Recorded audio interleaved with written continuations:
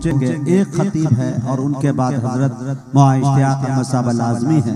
इंशाअल्लाह उनके तकरीर को भी सुनिएगा और दुआ में शिरकत भी करके जाइएगा। अभी हमारे पास में जो खतीब है, मैं इसलिए शायर को नहीं बुलाना चाहता कि वो एक अच्छे नात खां भी है माशाअल्लाह, जिनके बारे में मैं अक्सर ये कहा दिया करता हूँ कि वो सना खानी भी करना जानते हैं, नात खानी भी करना जानते हैं। अगर बुखरा के लोग मर जाए तो वो कुरान खानी भी करना जानते हैं। ये खतीब किसी और का नाम नहीं मेरे दोस्तों, जनाब हजरत मौलाना तारिक अनवर साहब कासमी गाढ़ा है। मैं इस वक्त उनसे गुजारिश कर रहा हूँ वो तशरीफ लाए और अपने खिताब से हम सामईन को नवाजें।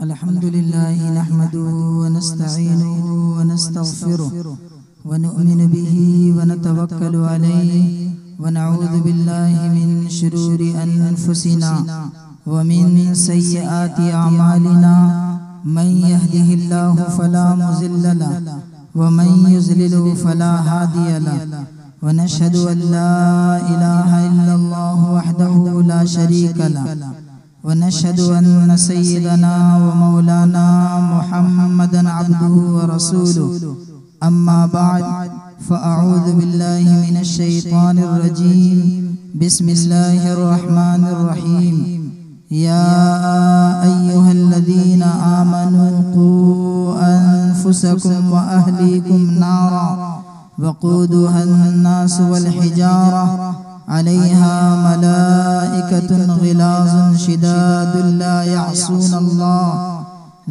यअसूनल्लाह मा अमरहुम व यफ़अलून मा युअमरून। सदक़ल्लाहु मौलानल अज़ीम व सदक़ रसूलुहुन नबियुल करीम व नहनु अला ज़ालिका लमिनश शाहिदीन वश्शाकिरीन वल्हम्दुलिल्लाहि रब्बिल आलमीन।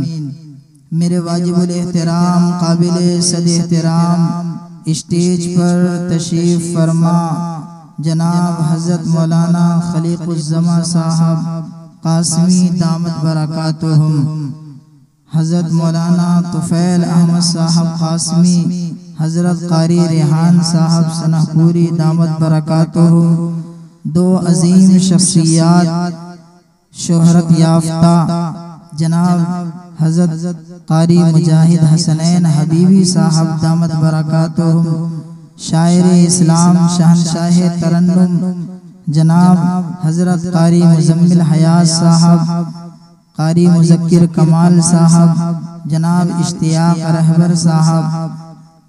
हज़रात आप उलमाए किराम की तकरीरों को समाअत करते आ रहे हैं, शुआराए इस्लाम के अशआर से फैज़याब हो रहे हैं।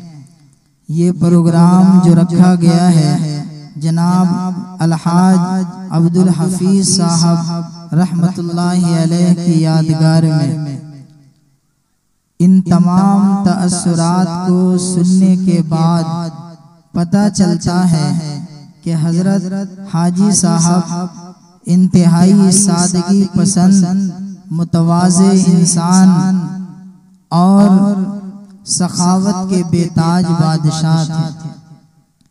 जैसा कि अभी आप हज़रात के बीच हज़रत क़ारी रेहान साहब, मौलाना तुफ़ैल साहब, मौलाना खलीक़ुज़्ज़मा साहब वग़ैरह ने अपने अपने तअस्सुरात पेश किए, पता चलता है कि वाक़अतन बहुत दरिया दिल इंसान थे और अल्लाह रब्बुल इज़्ज़त भी ऐसे लोगों से मोहब्बत फरमाता है।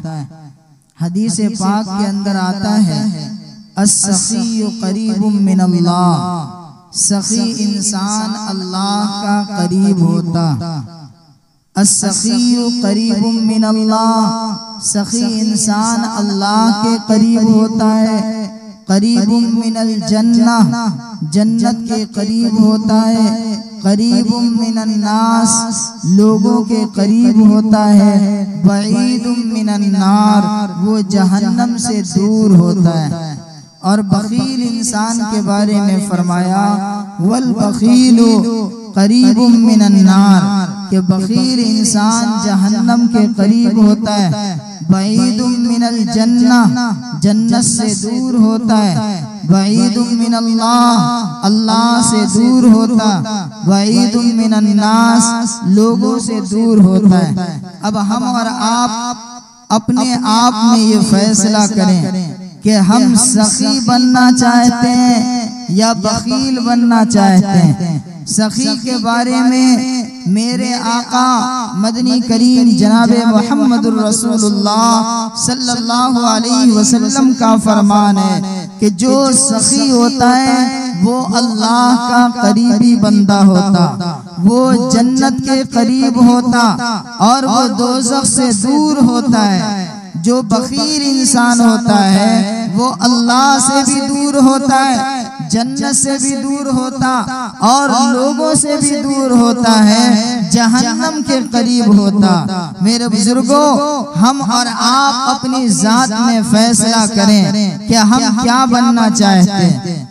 मेरे भाइयों, दुनिया की जिंदगी है, दुनिया की जिंदगी में अगर हम और आप अच्छा बनना चाहते हैं तो फिर ये अच्छाई मरने के बाद काम आएगी, दुनिया के अंदर भी काम आएगी और मरने के बाद भी।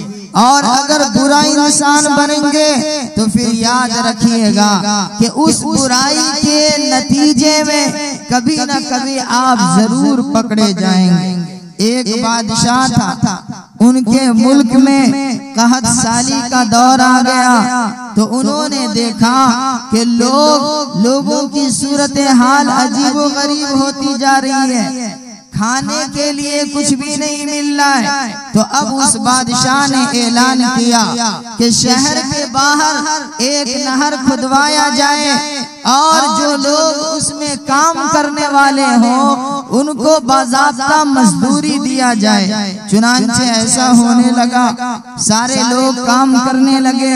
जो खोदने वाले तो उनको खोदने की मजदूरी मिल रही है, जो मिट्टी उठाकर दूसरी जगह पर फेंकने जा रहे हैं उनको भी उसकी मजदूरी मिल रही। लेकिन वक्त गुजरता जा रहा है, वक्त गुजरते गुजरते जो फेंकने वाले हैं मिट्टी उनको ज्यादा मजदूरी मिल रही है और खोदने वाले को कम मिल रही है। बतौर खास उन हजरात को ज्यादा मिल रही है जो अपने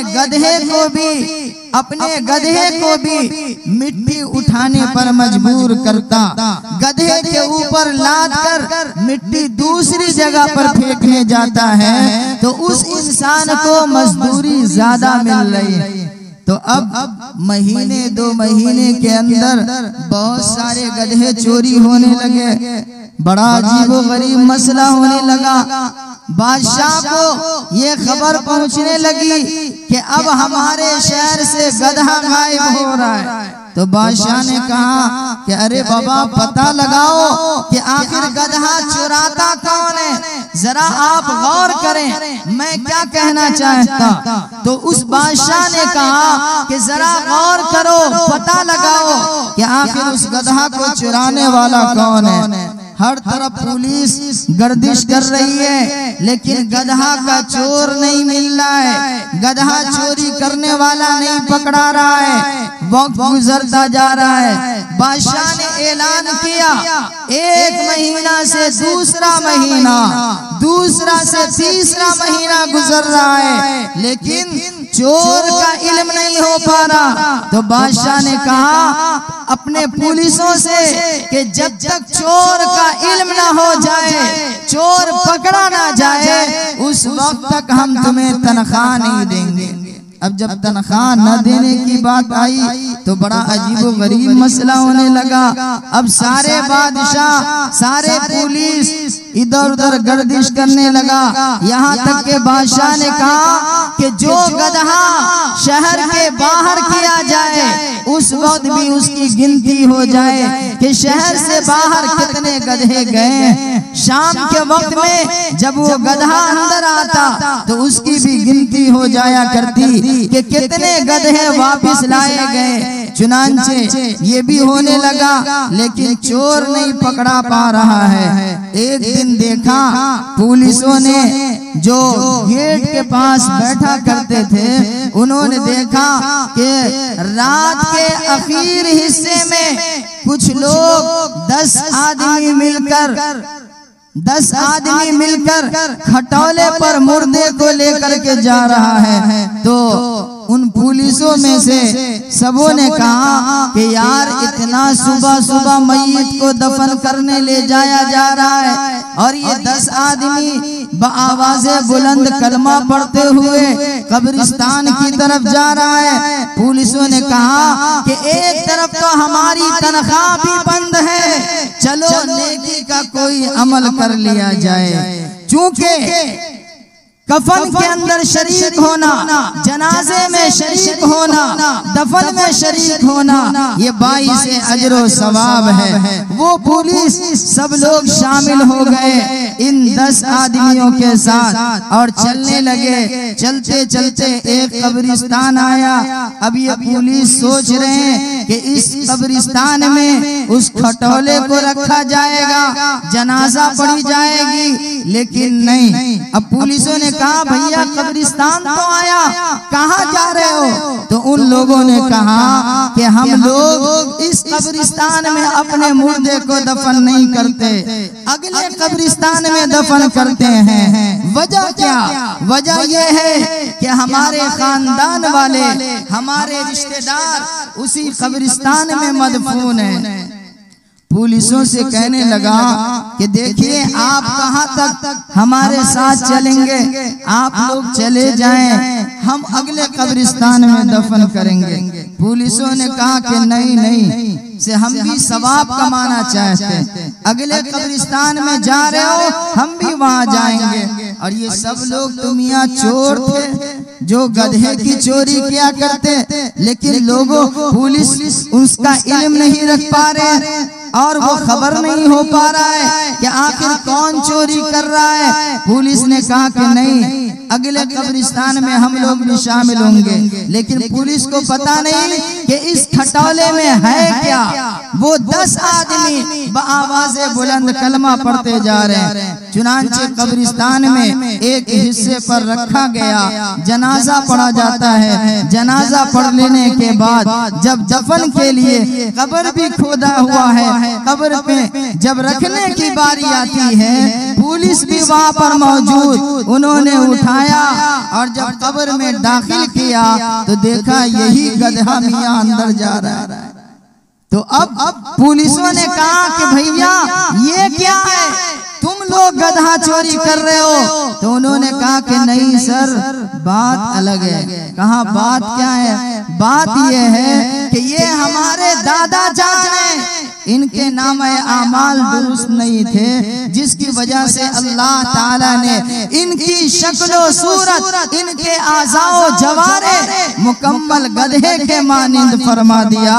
आज ये गधे की शक्ल में है और हम इन्हें कब्र के अंदर डाल रहे हैं। पुलिसों ने कहा कि नहीं वो चाल चलने वाली नहीं। चुनांचे उन 10 को पकड़ा, बादशाह के सामने लाकर खड़ा कर दिया। तो मेरे बुजुर्गों, कहने का मकसद ये है कि दुनिया के अंदर जो इंसान जिस बुरे लत का शिकार होता है, आज नहीं तो कल जरूर पकड़ा जाएगा। ये दुनिया तो दुनिया, आखिरत में भी वो पकड़े जाएंगे।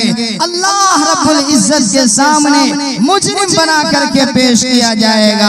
अपनी जिंदगी को पाकीज़ा बनाए, अपनी जिंदगी को साफ सुथरी बनाए। अगर हम ये चाहते हैं कि अल्लाह के सामने सुरखरुई हासिल हो, अल्लाह के सामने कामयाबी हासिल हो, तो हम अपनी जिंदगी को दुरुस्त बनाए।